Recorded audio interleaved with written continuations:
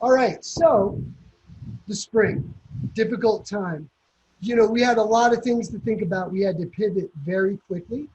So CNCS and us, the AmeriCorps team at YouthBuild USA, our messaging was let's just put a pause on it. Let's put everybody on suspension. Let's figure out the important things, how to figure out distance learning in these online platforms, how to pivot our operations, and really see to the number one priority, which is the safety and health of our staff and, of course, our young people. But as we move on to the 2020-21 program year, that's going to start in just a few days, we have to start thinking about where we can go with some of the areas of the program that maybe we've lost during all of this. Luckily, our funder has been very flexible. Lauren and David talked quickly at the end of the last session about the exit considerations. Again, as you're sitting down to actually do those this year, we can work through those with you together. They gave us a match waiver, which we know will extend into the next year. Hopefully some of this flexibility will extend into the next year as well. We'll find out soon because we attend CNCS's symposium in September, which is their management conference for us. So hopefully we'll have some updates to share by the time we talk again in October. But as this situation continues to play out, and it's different all across the nation, and it's different from week to week. Man, at lunch today, I was reading about New Zealand has 4 new cases that popped up after they were cleared for almost 3 months. We want to provide some ideas, but also some resources to continue service and culture and some of these things that we're missing, even if we were fully remote sometime later this fall, because that certainly could happen. And the reason for this is because service must continue. We need to really start thinking about how we can move forward and answer some of the challenges that are coming up against us this year. Now that our legs are under us somewhat, I've been thinking a lot about this quote, not only because Captain America is my guy, but, as I followed my programs on social media these past few months and watched them struggle to, pivot and figure out new ways of doing things, I found it really inspiring. I shared yesterday during the reception that this has been a challenging time for an outgoing person like me, but I can't even imagine where folks started to think about how they were going to run their YouthBuild programs through all of this. And Project Rebuild in Canton, Ohio in particular, they're really great with their social media. And every time they had a success or they tried something and maybe it didn't work out, they always added the hashtag, whatever it takes. And I found that to be really inspirational. A lot is lost when we can't be together like we were in the before times, right? But just as we rose through the challenge of rethinking education, we need to reimagine how to keep our young people connected, not only to each other, but to the community as well. As the country continues to face challenges every day, it seems, I've been reflecting a lot on these 2 lines of the AmeriCorps pledge. Faced with problems, I will seek common ground. Faced with struggles, I will persevere. And that's really the point here is that, we did tell you to pause, but now I think the time has come to start thinking about how we can start moving forward, even if those are small steps. Because, not only do we need to function in the grant management world, but this is also our time to step up, and show young people through our example how we lead in times of crisis like this. It's not going to be easy. We're going to need to be creative and compliant at the same time. And we're going to talk about that a lot today. But I really believe we can do it. So before we get into the compliance talk, we wanted to do a little activity. This is the activity that you're going to need your pen and paper for. So get that ready. This is just a warm-up activity. We're going to give you a few open-ended questions and then give you guys a few minutes to jot down your feelings and thoughts around them. They won't be collected. We're not going to ask for report outs. This is just an active space to kind of get your wheels turning for the conversation that's about to come. All right, everyone. I hope you enjoyed that. I love that piece of music, by the way. I just linked it in the chat. Yeah, so again, we're not going to ask for any report outs. That's not what this is about. But we would like you to share a few key words that may have come to you during that exercise. And Lauren's going to show us how to do that. So we are going to use Mentimeter to create a word cloud together. If we were in person, you might say, hey, why don't you chat with the person next to you, or at your table, we might have you walk around and write things on paper. But we're going to find a good stand-in to do this. So Lauren Troiano just put a link in the chat. So if you click on that, it's going to take you to exactly where you need to go. But if you're like me, you have your Zoom like set up everything exactly how you like, you can grab your phone and you can go to the link you're seeing on the slide, www.menti.com, and then you'd have to put in the code. So either way will take you to where you need to be. And from there, you'll be asked to put in 1 to 3 words that really stood out to you from your free write. So anything that you would like to share. You don't have to log in or sign up, just add in those words and hit submit. And I'm going to go ahead and move over to that live word cloud and we'll see what we find.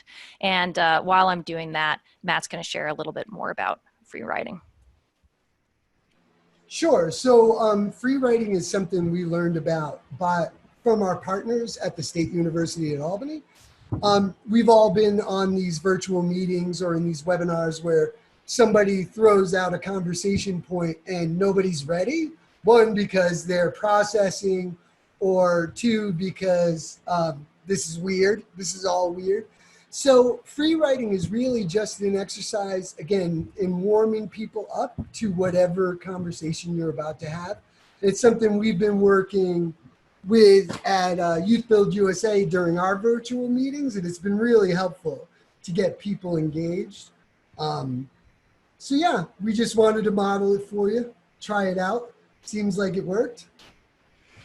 Yeah, this is pretty fun, just seeing how it continues to change. But I think that there's some themes that make sense as we're looking at this. Service, connection, community, relationship. Those are the words that I think multiple people have been putting in from their free write. And we can see how those are kind of the dominant themes. There were multiple prompts. So people could have been responding to different questions. And so what they're sharing might be different because of that. But this is really fun. I appreciate everyone participating and going ahead and sharing that. And, you know, feel free to keep going. I'm going to go ahead and switch back to the presentation, but maybe tomorrow I'll come and grab the final version and can share it back out with the group and we can look at it. Take a little more time to do that.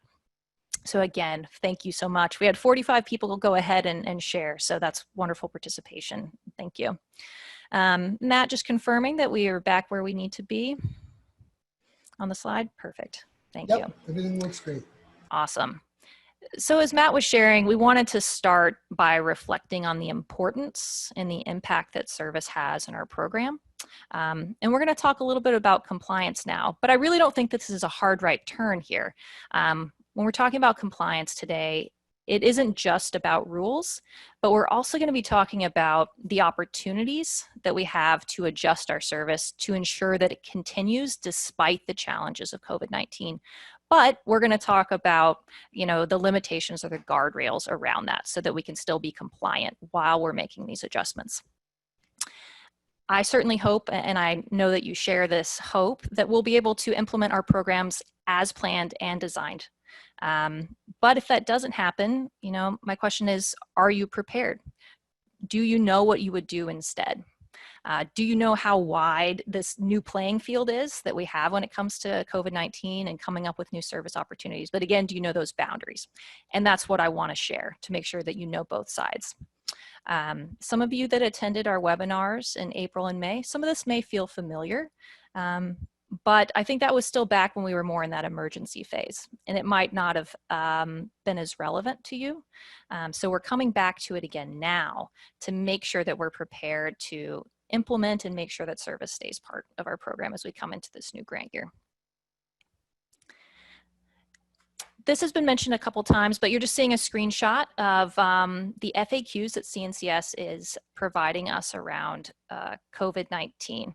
And I'm not usually excited about new guidance that comes from CNCS, but I will tell you, whenever I find out that there is a new FAQ, I rush over here to read it because it is good news. There's actually a lot of good news that has been coming out of these FAQs as CNCS is doing their best to help us adjust to really what are extraordinary times. Some of these have already been mentioned at the conference, but in these FAQs, there's information on how member benefits are a little more flexible. I think David mentioned with suspensions, we could keep member benefits going for full-time members.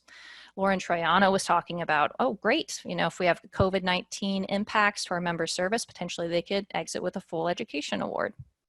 In our fiscal track, we're talking about this match waiver, also really good news. And finally, in these FAQs, a lot of information about service and how, again, we can adjust to make sure that our members still have a meaningful service experience and that our community continues to be impacted and benefit from our AmeriCorps members serving. And that's what I want to talk about, make sure that we're all aware of what those options are. Tamara taught us yesterday that we have to continue to be engaged in the chat, can't go more than a couple minutes. So when you see this chat icon on the slide, you're going to know that I'd love for you to go ahead and get in the chat and interact. So first question for you is, which of these types of service needs approval from YouthBuild USA? Is it A, modified service? Oh, already getting some answers. That's great. B, alternative service. C, teleservice. Or D, all of the above. If you're not familiar with these terms yet, I promise that you're gonna feel confident and understand them by the end. But I'm seeing universally, we seem to understand this already. The answer is, in fact, D. Great work by everyone. So for any of these types of new service, we would need approval from YouthBuild USA. And let's talk about why. You're seeing two documents here on the screen. The first is our member position description that I'm sure everyone is already working on for this new grant year. And this lists the activities that members are going to do in their service. It's something that's approved by YouthBuild USA. On the other side, we have our subgrantee agreement, and it lists out the service tracks that each program is approved to do.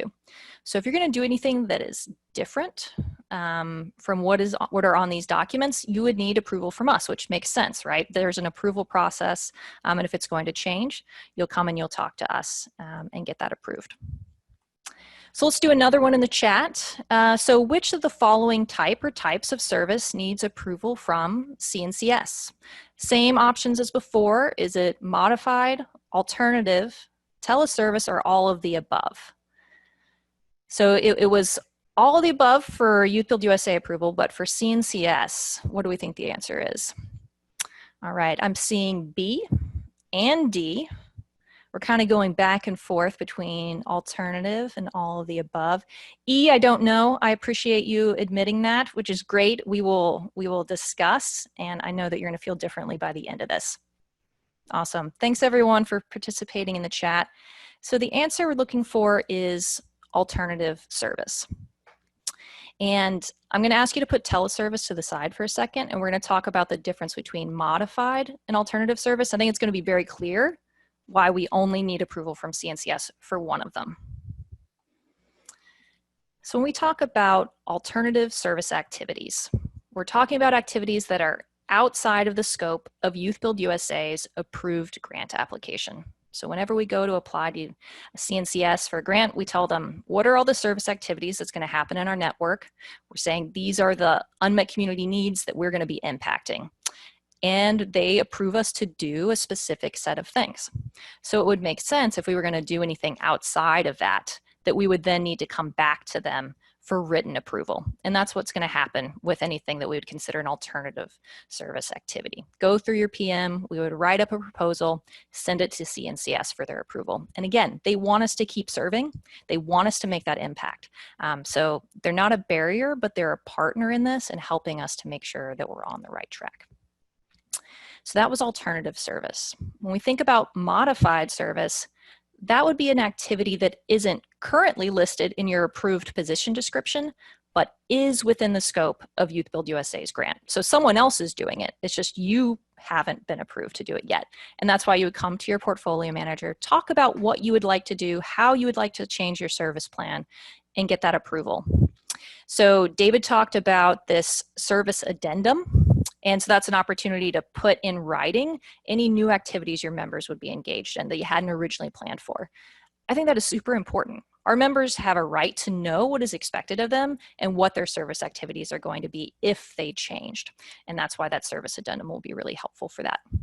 So those are those two kinds, inside and outside of the scope. But for either one, want to remind you, activities cannot commence until there's written approval. That makes sense. That's how we do things in the world of AmeriCorps. Everything's got to be documented. And also, this applies specifically to COVID-19 service disruptions. In our typical times, there's a longer process, but we're getting this kind of special dispensation to be able to move quickly in reaction.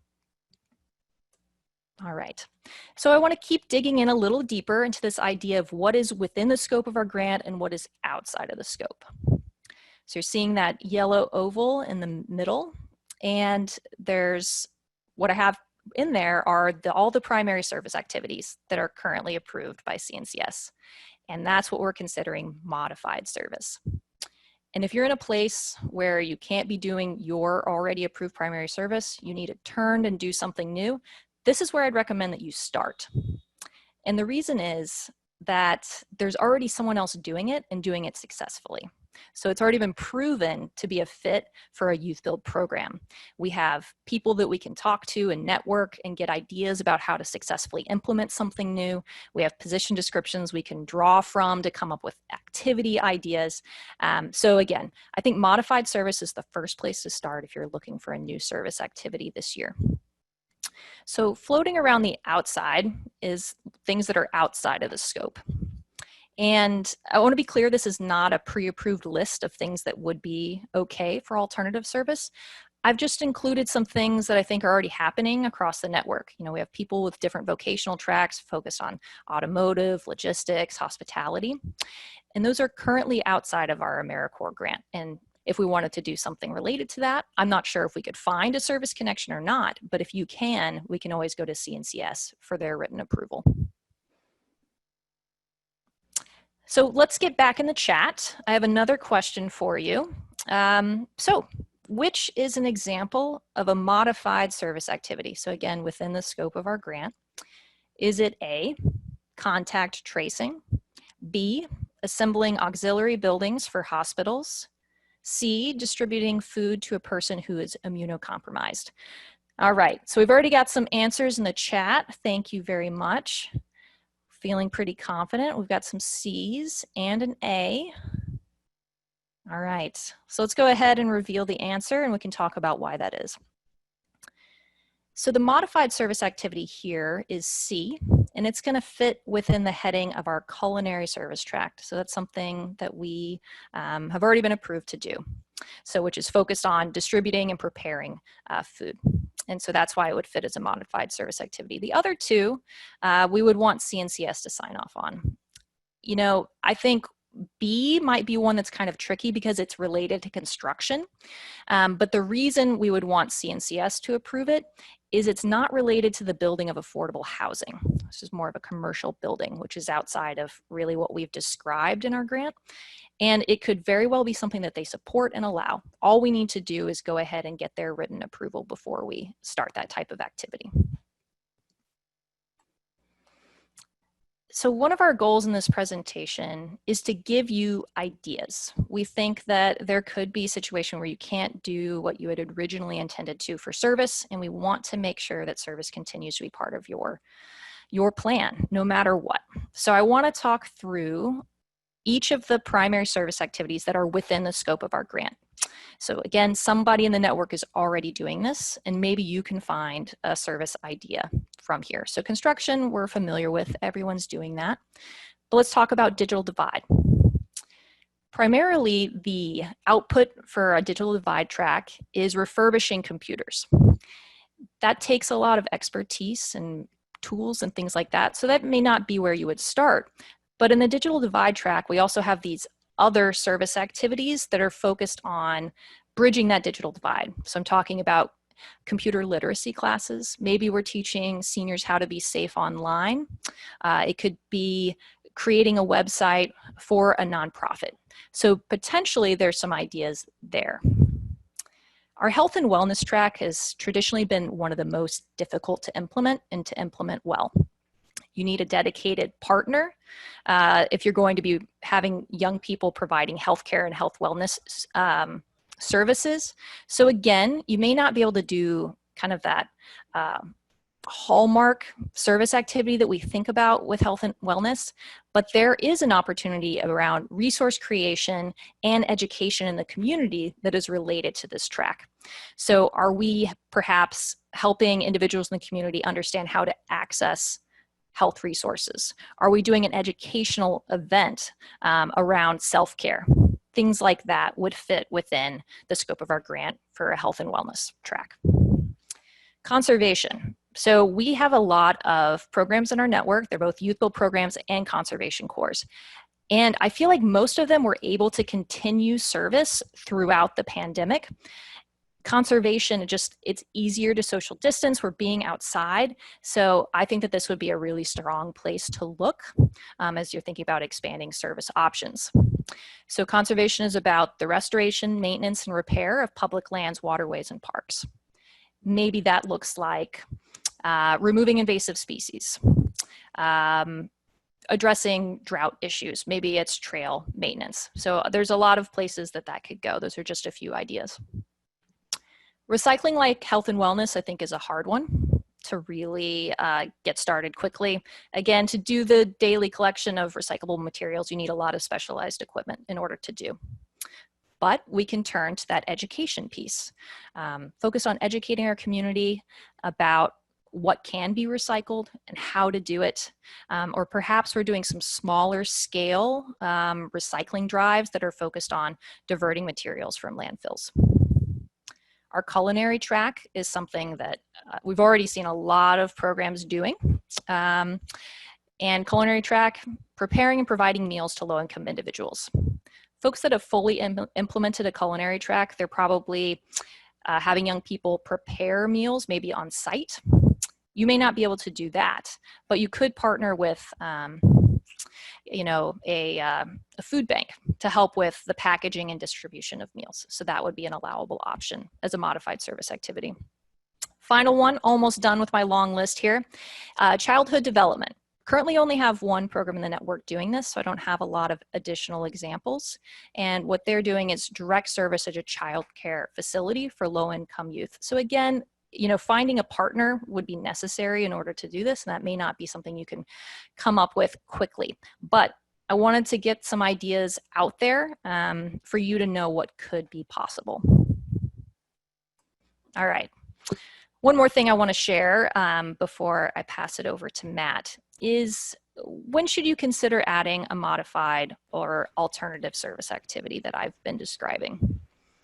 The first, I think, scenario would be your primary service site is closed by your partner.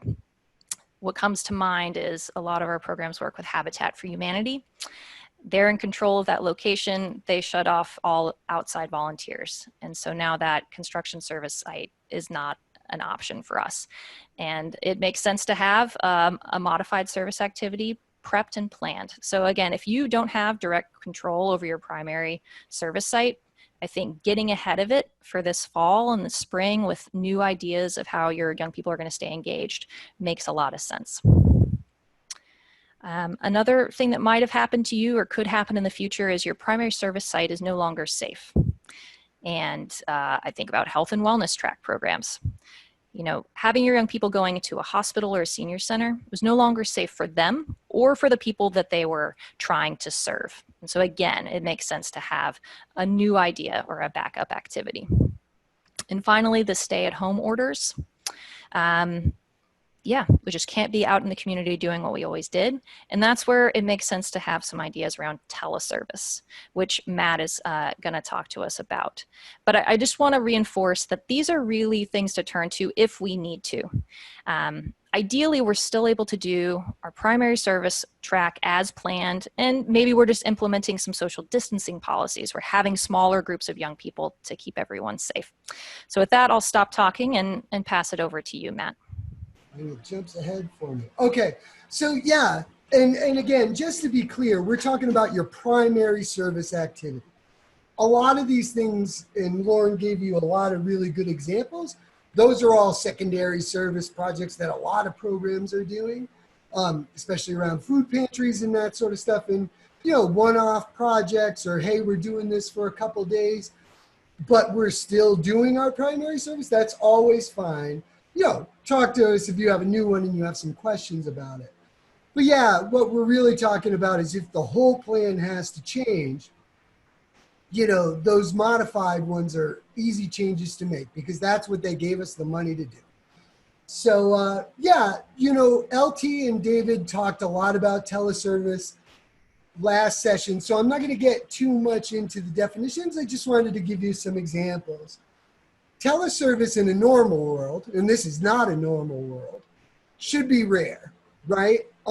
As we're still in this COVID situation, and we may be, for some time, we can work through some of these measures, but they're temporary. This isn't a permanent shift in how we're going to do things, Lord willing.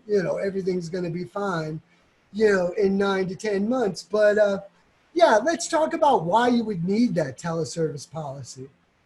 So the picture we see here is actually, I believe, Joanna James's cat training some YouthBuild students. So yeah, this has been going on these last few months while everybody's been suspended. We've been doing remote education. And, that's part of your YouthBuild function. You don't need our approval for that. But if you're going to count these hours for AmeriCorps training hours, then you should have a teleservice policy. Again, just covering like how you're going to take attendance, how you're going to make sure that somebody was actually there.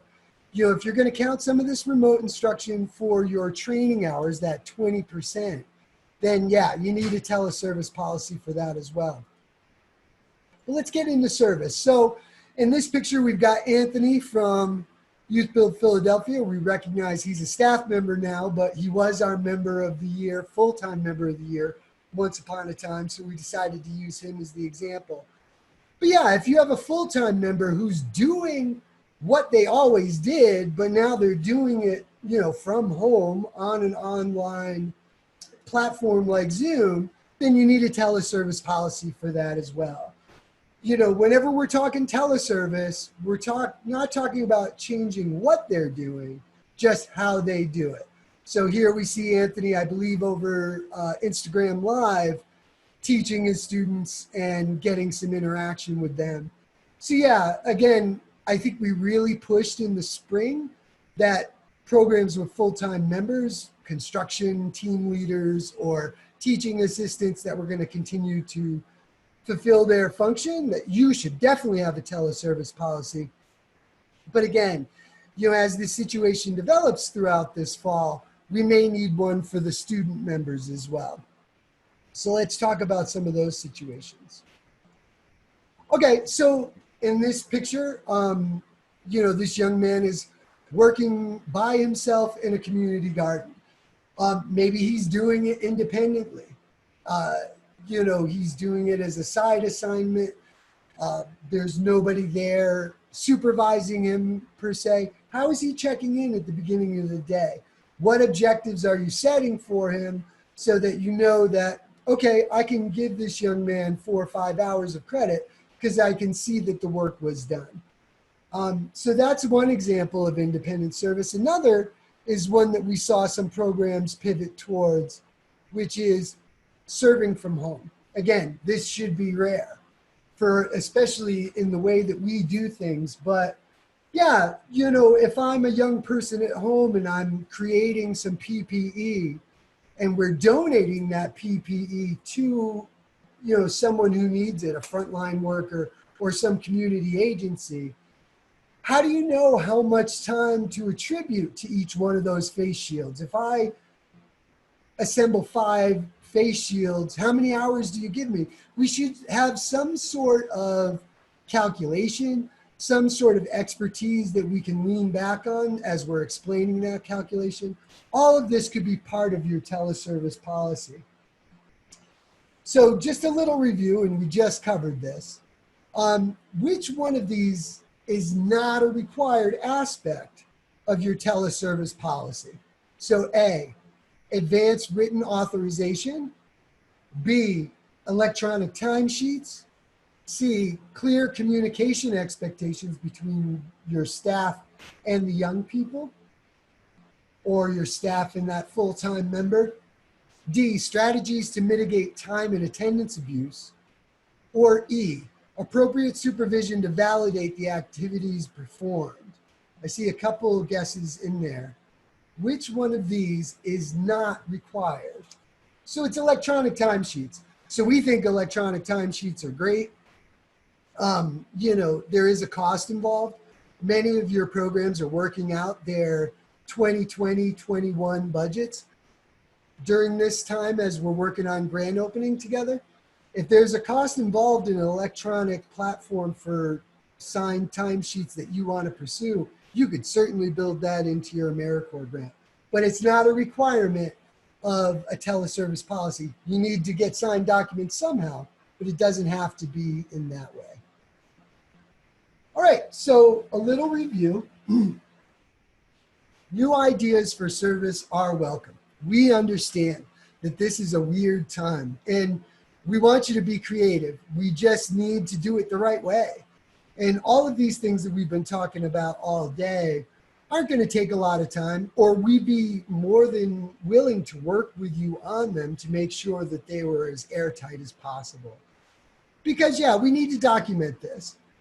You know, Lauren talked about this a lot, but you know, whether it's a request from CNCS because we have some way out there idea, we've seen a couple of those get approved. So who knows?